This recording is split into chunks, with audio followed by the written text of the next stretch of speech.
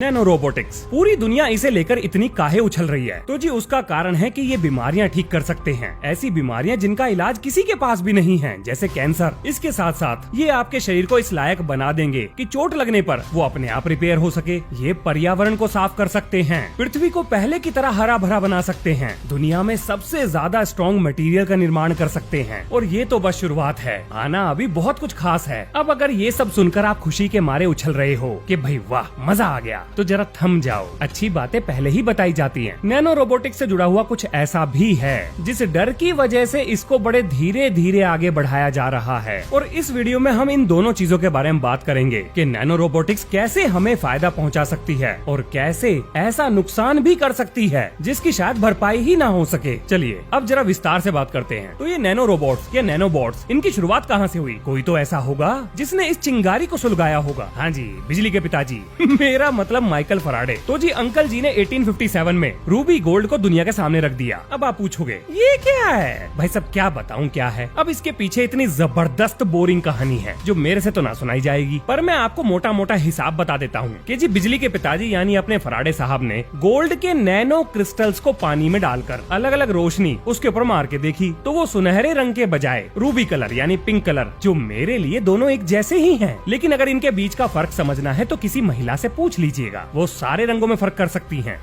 इतना special talent आदमियों में कहाँ होता है। तो जी फराडे साहब के एक्सपेरिमेंट में रूबी गोल्ड कलर निकल के आया और यहाँ से पहली बार पता चला कि छोटी छोटी चीजें यानी कि नैनो पार्टिकल्स बड़े ही विचित्र काम कर सकते हैं। और उसके बाद लोगों ने इस तरफ ध्यान देना शुरू कर दिया। लेकिन अगर आपको इतिहास के कीड़े ने काट रखा है तो आपकी जिज्ञासा को शांत करने के लिए मैं आपको आर्टिकल पढ़ने के लिए उसके वेब पेज का लिंक विज्ञान रिचार्ज के व्हाट्सएप चैनल पे दे दूंगा। आराम से पढ़ो, भर भर के इतिहास बताया हुआ है, जिसमें से एक पेज MIT की वेबसाइट का भी है। अब मुझे तो वो लोग घुसने ना दे रहे, क्या पता आपको अलाउ कर दे। हालांकि मेरा कोई ज्यादा इंटरेस्ट था भी नहीं इतिहास में, क्योंकि मैंने पहले से उसके बारे में पढ़ रखा था। आगे चलते हैं। अब मैं जानता हूँ आपके दिमाग में क्या चल रहा होगा। आप सोच रहे होंगे वाह भाई साहब वाह, आपसे बस इतना पूछा था कि इन सब की शुरुआत कहाँ से हुई और आपने तो पूरे पोथी पत्रे ही खोल दिए। वैसे इसे मैं अपनी तारीफ ही समझूंगा, क्योंकि हम तो है ही आदत से मजबूर। चलो जरा पहले मुद्दे पे चलते हैं। नैनो रोबोटिक्स में नैनो क्या चीज है, कितना छोटा है ये, आओ पता करते हैं। अब ये बताने से पहले आपको ये पता होना चाहिए कि नैनो स्केल नाम की भी एक चीज होती है। हाँ जी, ये अपना खुद का स्केल लेकर घूम रहा है। जैसे मीटर स्केल होता है ना 1 मीटर का, ऐसे ही नैनोमीटर के लिए नैनो स्केल इस्तेमाल किया जाता है, जिसमें 1 नैनोमीटर से लेकर 100 नैनोमीटर तक चीजों को नापा जाता है। अब ये सब सुनकर आपकी सेहत पे कोई फर्क नहीं पड़ रहा होगा, पड़ना भी नहीं चाहिए। लेकिन आगे सुनो, हमारा जो बाल है उसकी जो मोटाई है वो 60,000 नैनोमीटर है। अगर 1 मीटर के 100 करोड़ टुकड़े कर दिए जाएं, तो एक टुकड़े की जो लंबाई होगी वो 1 नैनोमीटर के बराबर होगी। अगर धरती का साइज 1 मीटर को दर्शाता है तो कंचा 1 नैनोमीटर को दर्शाएगा। कंचा,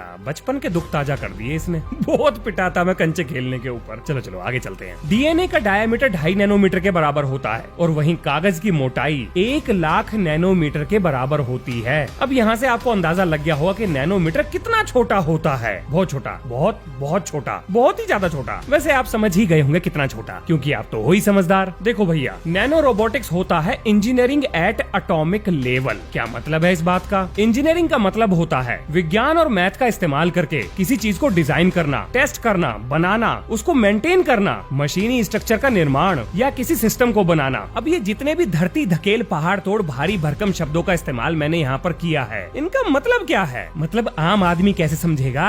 ये तो मैंगो मैन के बीच में कंफ्यूजन पैदा कर देगा। अरे चिंता क्यों करते हो, सबकी समस्याएं सुलझाई जाएंगी। बस 1 मिनट का इंतजार रख लो, उसी टॉपिक पे आ रहा हूँ। आगे सुनो। अब ये जितनी भी चीजें मैंने बताई हैं, अगर ये सब नैनो स्केल पर की जाएं, यानी बहुत ही छोटे स्तर पर, तब हम इसे नैनो इंजीनियरिंग कहेंगे। अब आप सोच रहे होंगे ये क्या चल रहा है? जो चीज आंखों से दिखाई नहीं दे सकती उस मशीन के उर्जे पुर्जे कैसे बनेंगे? ये तो सुनने में ही नामुमकिन लग रहा है। हाँ जी, लग तो रहा है लेकिन है नहीं। सबूत चाहिए? भर भर के मिलेंगे। रुक जाओ बस थोड़ी देर। अब जरा थोड़ी देर के लिए मान लो कि ये सारी चीजें संभव हैं। मान लोगे ना? नहीं मानोगे? अरे मान लो यार। ठीक है, कोई बात नहीं। तो नैनो टेक्नोलॉजी क्या कर सकती है ये मैं आपको बाद में बताऊंगा। पहले ये देख लो कि आखिर आखिर नैनो रोबोट्स बनाए कैसे जाते हैं। ये है कोलंबिया डिस्ट्रिक्ट यूनिवर्सिटी में मैकेनिकल इंजीनियरिंग के प्रोफेसर यानी प्रोफेसर पवन त्यागी, जो यहाँ पर ये बता रहे हैं कि नैनो रोबोट्स कैसे बनाए जाते हैं। इसके लिए इस्तेमाल किया जाता है फोटोलिथोग्राफी मशीन का। अब इसका क्या मतलब है? तो जी इसका वही मतलब है जो माँ की चप्पल और हमारे गाल पर छपे हुए उसके निशान का है। बस यहाँ पर फर्क इतना है कि चप्पल की जगह रोशनी का प्रयोग किया जाएगा यानी लाइट का, और हमारे गाल की जगह सिलिकॉन वेफर का इस्तेमाल किया जाएगा। अब अगर ये लाइट के पार्टिकल सिलिकॉन वेफर पर टकराएंगे तो वहाँ एक निशान छोड़ेंगे। हाँ जी, नैनो स्केल पे ये सब होता है और इस तरह के निशानों को मिलाकर एक प्रिंट बनाया जाएगा और उस प्रिंट में एटम बाई एटम चीजों को रखकर यानी एक एटम के ऊपर दूसरे एटम को नए नए स्ट्रक्चर का निर्माण किया जाएगा। बोले तो नैनो स्केल पर मशीनी कल पुर्जों का निर्माण होगा। मेरे ख्याल से मोटा मोटा आइडिया आपको लग गया होगा। ये सब होता है नैनो इंजीनियरिंग में। अब भैया इस काम को करने के लिए चाहिए हमें मशीनी कल पुर्जे यानी औजार, बोले तो इंजीनियरिंग के हथियार। तो इस समय प्रोफेसर पवन त्यागी उन्हीं हथियारों के बारे में बता रहे हैं जिनका इस्तेमाल करके नैनो रोबोट से कल पुर्जे बनाए जाते हैं। मैं इस वीडियो का लिंक आपको व्हाट्सएप चैनल पर दे दूंगा। अब जरा एक पल के लिए अपने आप को उन वैज्ञानिकों की जगह पर रखकर सोचिए। मान लेते हैं कि आपको ये रास्ता मिल गया कि आप नैनो रोबोट्स का निर्माण कर सके। मुबारक हो,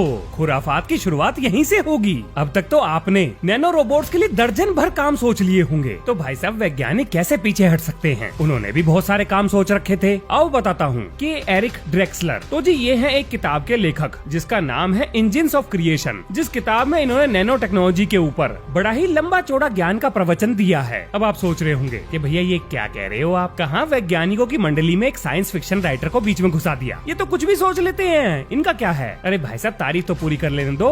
ये मात्र एक राइटर नहीं है, ये एक वैज्ञानिक हैं। ये जनाब MIT से मॉलिक्यूलर नैनो टेक्नोलॉजी में PhD डिग्री होल्डर हैं। कान खड़के आगे सुनो। इनके हिसाब से नैनो टेक्नोलॉजी का इस्तेमाल करके वातावरण को दूषित होने से बचाया जा सकता है। वो कैसे? ये ऐसे नैनो रोबोट्स की फौज तैयार कर देंगे जो वातावरण में उसको दूषित करने वाले एटम्स को, हाँ जी, एटॉमिक लेवल पर सफाई होगी, एब्जॉर्ब करके या परिवर्तित करके या उनका नया कंपाउंड बनाकर साफ हवा से दूर कर देंगे। और ये काम सिर्फ हवा में ही नहीं होगा, पानी में भी होगा। ये नैनो रोबोट्स साफ पानी से गंदगी को बिल्कुल अलग कर देंगे, फर्टिलाइजर को अलग कर देंगे, केमिकल्स को हटा देंगे। अब आप सोच रहे होंगे क्या ये संभव भी है? हाँ जी बिल्कुल है। लैब के अंदर जो एक्सपेरिमेंट किए गए हैं उनमें तो ये चीज साबित भी हो चुकी है, लेकिन बड़े स्केल पर वैज्ञानिक इस काम को करते हुए अभी डर रहे हैं और उनका डर बिल्कुल सच्चा है। वैसे ये डरने डराने वाली जो बातें हैं ये हम वीडियो के एंड में ही करेंगे। फिलहाल के लिए नैनो टेक्नोलॉजी पे आगे बढ़ते हैं। अब जरा आपको दर्शन करा देता हूँ उन चीजों के जो कि हमने नैनो टेक्नोलॉजी का इस्तेमाल करके बनाई है। भाई साहब जर्मनी के वैज्ञानिकों ने एक सिंगल एटम पर चलने वाला इंजन बना लिया है, नैनो स्केल इंजन। अब जैसे नॉर्मल इंजन में फ्यूल को जलाकर मिलने वाली हीट एनर्जी पिस्टन को चलाती है, ठीक उसी प्रकार से इस इंजन में भी लेजर्स की मदद से इलेक्ट्रोमैग्नेटिक एनवायरनमेंट में एक एटम को बार बार गर्म और ठंडा किया जाता है। अब इस गर्म ठंडे एनवायरनमेंट में ये सिंगल एटम उस पिस्टन की जगह आगे पीछे मूव करता है। ये है दुनिया का इकलौता और पहला सिंगल एटम इंजन। अब देखो किसी भी रोबोट को चलाने के लिए चाहिए हमें मशीनी पार्ट, तो क्यों ना एक काम करें, शरीर के DNA का इस्तेमाल करके मशीनी पार्ट का निर्माण कर लिया जाए। क्या ये संभव है? हाँ जी बिल्कुल है। इसको कहते हैं DNA ऑर्गामी और इससे जुड़ा हुआ एक्सपेरिमेंट तो अपने यानी कि भारत के इंडियन इंस्टीट्यूट ऑफ साइंस में वैज्ञानिकों की एक टीम ने भी परफॉर्म किया था। हालांकि वो बायोलॉजी से जुड़ा हुआ था तो वो अपने सर के ऊपर से बाउंसर चला गया। उसका लिंक मैं दे दूंगा, आप पढ़ लेना। अब DNA ऑर्गामी ने ये साबित कर दिया कि जिन सिद्धांतों का इस्तेमाल करके हम मशीन के पार्ट्स को बनाते हैं उन सिद्धांतों का इस्तेमाल करके नैनो स्केल पर उन्हीं सेम मशीन पार्ट्स को बनाया जा सकता है। अब अगर मशीनी पार्ट बन सकते हैं तो जाहिर सी बात है नैनो रोबोट्स भी बन सकते हैं। और वही हुआ, नैनो रोबोट्स भी बन गए। सुनो ध्यान से भैया, स्विट्जरलैंड के फेडरल इंस्टीट्यूट ऑफ टेक्नोलॉजी के वैज्ञानिकों ने एक ऐसा नैनो स्विमर बनाया जो शरीर में किसी एक टारगेट सेल को पकड़कर उसकी अच्छे से मरम्मत कर सके। देखो अपना पूरा शरीर सेल से मिलकर बना है, तो अगर कोई सेल बीमार हो जाए या बीमारी फैलाने का कारण बन जाए तो ये रोबोट उसके पास जाएगा, उसके हालचाल लेगा और अगर दवा दारू करके वो ठीक होता होगा तो ये मेडिसिन डिलीवर कर देगा, उसी सेल को करेगा, बाकी शरीर पे फर्क नहीं पड़ेगा। और भैया अगर उसे ठीक करना संभव नहीं हुआ तो वहीं पे उसको खर्चा पानी रसीद करके उसका काम तमाम कर देगा। बोले तो आपको बीमारी से छुटकारा मिल जाएगा। अब आप सोच रहे होंगे इन सबको कंट्रोल कैसे करते होंगे, क्योंकि अगर ये डाकू होकर बेकाबू किसी हट्टे कट्टे सेल से जाकर भिड़ गया और उसको जबरदस्ती पकड़कर उसका इलाज कर दिया जिसकी उसको जरूरत थी ही नहीं, तो पता चला कि हमारा कोई सा अंग काम करना बंद कर दे। इसका क्या भरोसा, हमें थोड़ी पता है ये किसको जाकर रिपेयर कर रहा है। तो देखो जी, इन्हें हम मैग्नेटिकली कंट्रोल करते हैं, ये तो आप समझते ही होंगे, इलेक्ट्रिसिटी, मैग्नेटिज्म, इलेक्ट्रोमैग्नेटिज्म। तो जी इन नैनो बोर्ड्स को इलेक्ट्रोमैग्नेटिज्म की मदद से कंट्रोल किया जाता है और ये बिल्कुल वैसे ही काम करते हैं जैसा इन्हें सिखा पढ़ाकर भेजा गया है। मोटा मोटा आप बस ये समझ लो कि आपके शरीर में जाकर ये कोई भी नाटी हरकतें ना करेगा। उम्मीद तो यही है कि ना करे, बाकी कहा नहीं जा सकता। अब यहाँ पर आप ये सोच रहे होंगे कि भाई इतना रिस्क लेके कोई फायदा तो नजर आ नहीं रहा, ये गड़बड़ भी कर सकता है, हम काहे लें इतना रिस्क। तो देखो भैया बड़े ध्यान से सुनना, आप कोई भी दवाई खा लो उसका साइड इफेक्ट है, कोई भी इंजेक्शन लगा लो साइड इफेक्ट होगा ही होगा। किसी का थोड़ा होता है, किसी का बहुत ज्यादा होगा। अब जरा आप ये सोचो कि अगर ये नैनो बोट शरीर में वही काम करे जिस काम के लिए इसको भेजा गया है, तो ये उसी जगह को जाकर दवाई देगा जिसको उस दवाई की जरूरत है, और इस तरीके से बाकी शरीर में कोई भी साइड इफेक्ट नहीं होगा। एक और उदाहरण देखो, मान लेते हैं किसी के शरीर में कैंसर सेल्स हैं। अब ये नैनो रोबोट जाएगा उन कैंसर सेल्स को खत्म कर देगा। तो ये कीमोथेरेपी से कितना अच्छा है। उस आदमी की लहराती हुई जुल्फे नहीं गिरेंगी, वो गंजा नहीं होगा, और ना ही रेडिएशन का उसके शरीर पर कोई दुष्प्रभाव पड़ेगा। लेकिन अब यहाँ पर ये सवाल आता है कि अपना काम करने के बाद इसका होगा क्या, इसे निकालेंगे कैसे? इसका क्या पता कोई लोचा पोचा हो गया अगर इसके अंदर, ये तो आतंक उठा देगा शरीर में। हाँ जी, बस यही तो डर खाया जा रहा है वैज्ञानिकों को। उन्हें ये समझ में नहीं आ रहा कि क्या हम इन्हें कंट्रोल कर पाएंगे, मतलब इस तरीके से कि ये चीजें अपना काम करें और निष्क्रिय हो जाएं। क्योंकि अगर ऐसा नहीं हुआ तो इस चीज के लिए कौन तैयार होगा और किसकी जवाबदेही होगी। अब इस नैनो टेक्नोलॉजी का इस्तेमाल डाटा स्टोरेज में भी किया जा सकता है। उदाहरण के लिए हार्वर्ड यूनिवर्सिटी के बायो इंजीनियर्स ने 700 टेराबाइट का डाटा 1 ग्राम डीएनए के अंदर स्टोर कर दिया। हाँ जी, इस चीज में कामयाबी हासिल हो चुकी है। मोटे मोटे आइडिया के लिए आप ये जान लो कि एक टीवी में 250 पिक्चर जो कि 4K या हाई डेफिनेशन में शूट की गई हैं, बड़े आराम से स्टोर हो सकती हैं। और मैं बात कर रहा हूँ 700 टेराबाइट डाटा की। भाई साहब पूरा नेटफ्लिक्स समा जाएगा उसके अंदर। अब बात करते हैं कार्बन नैनो ट्यूब्स की। तो भाई साहब ये स्टील से कई सौ गुना ज्यादा ताकतवर है, स्ट्रॉन्ग है और सिंगल एटम की लेयर से बना है। अब अगर आपने इस मटेरियल का स्पंज बनाया तो ये पानी में से एटॉमिक लेवल पर गंदगी को अलग कर सकता है। इसके बाद आता है अपने दिमाग को डायरेक्ट इंटरनेट से जोड़ना। हाँ जी, नैनो टेक्नोलॉजी हमारे दिमाग को डायरेक्ट इंटरनेट से जोड़ सकती है। अब इसका क्या मतलब हुआ? इसका मतलब ये हुआ, एक छोटी सी चिप बनाकर आपके खोपड़े के अंदर, जिसमें विचित्र ख्याल आते हैं, उसमें लगा दी जाएगी और ये सीधा इंटरनेट से जुड़ जाएगा। अब इससे होगा ये कि जैसे ही आपसे कोई सवाल पूछा जाएगा, तुरंत इंटरनेट से आपके दिमाग में वो जवाब आ जाएगा, यानी चलता फिरता ज्ञान का भंडार। अब इसका एक और फायदा है, जो आज के जमाने में आप एलेक्सा वगैरह देखते हो, अमेज़न की एलेक्सा, जिससे आप अपने डिवाइसेस को कंट्रोल करते हो, वो सीधा अब आपके दिमाग से कंट्रोल होंगे। मतलब आप सोचोगे कि पंखा चल जाए तो पंखा चल जाएगा, लाइट जल जा तो लाइट जल जाएगी, टीवी चलाना चाहोगे दिमाग से सोचो और चल जाएगा, चैनल बदल सकते हो। मतलब बैठे बैठे ही चीजों को अपने दिमाग से कंट्रोल कर सकते हो, अगर दिमाग में कोई लोचा ना हो तो। लेकिन क्या हम इन नैनो रोबोट्स की मदद से अपनी बढ़ती हुई उम्र को रोक सकते हैं या उसको रिवर्स कर सकते हैं? तो इसका जवाब है हाँ, बिल्कुल कर चुके हैं। लेकिन ये प्रयोग इंसानों के बजाय चूहों पर करके देखा गया था। मतलब चूहों के अंदर नैनो रोबोट्स को भेजकर जो उम्र बढ़ाने वाले कारण थे उनको मैनिपुलेट किया गया, उनके साथ छेड़खानी की गई और चूहों की उम्र को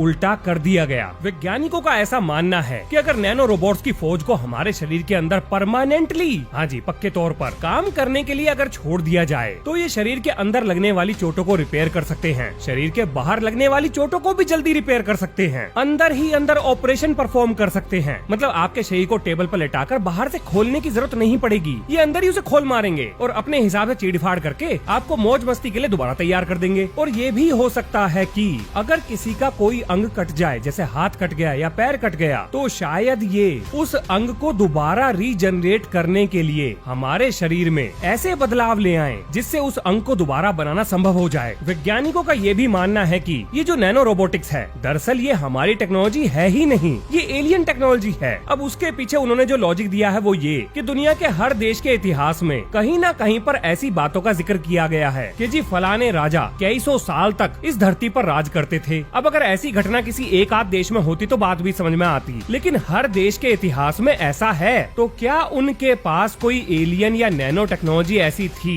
जिससे वो अपनी उम्र को इतना बढ़ा सकते थे? वेल, वैज्ञानिकों को पूरा शक है इस बात पर। अब जरा उन बातों के ऊपर बात कर लेते हैं जिन चीजों ने वैज्ञानिकों को बुरी तरह से डरा रखा है। तो उनमें से पहली चीज है ये, अगर इन नैनो रोबोट्स को आर्टिफिशियल इंटेलिजेंस दे दी जाए, मतलब इनके पास खुद का दिमाग होगा, ये खुद डिसाइड कर पाएंगे कि हमारे शरीर के अंदर क्या करना है, तो ऐसा भी हो सकता है कि ये अपना क्लोन बनाना शुरू कर दें, जैसे हमारे शरीर में वायरस करते हैं, और फिर उसके बाद हमारे शरीर को अपने हिसाब से कंट्रोल करने की कोशिश करें। दूसरी स्थिति, अगर हम अपने दिमाग को डायरेक्ट इंटरनेट से जोड़ देंगे, तो भाई साहब जरा सोचिए, आपके दिमाग को इन्फ्लुएंस करने के लिए सरकारी तंत्र इसका फायदा नहीं उठाएगा, इसकी गारंटी कौन लेगा? इसका इस्तेमाल करके डेमोक्रेसी को प्रभावित किया जा सकता है, लोगों के डिसीजन मेकिंग एबिलिटी को कंट्रोल किया जा सकता है। अगर नैनो रोबोट्स हमारे शरीर में परमानेंटली छोड़ दिए जाएंगे, तो हम क्या करते हैं, क्या नहीं करते, कब करते हैं, इसकी तो पूरी प्राइवेसी खत्म हो जाएगी। यानी अगर कोई आपके बारे में जानना चाहेगा, तो वो इन नैनो रोबोट्स की मदद से आपकी सारी जानकारी, सारी प्राइवेट इंफॉर्मेशन, सब कुछ पता लगा सकता है। बोले तो क्या खाते हो, क्या पीते हो, किसके साथ घूमते हो, कौन सा वाहन चलाते हो, बैंक में कितने पैसे हैं, कितना उधार है,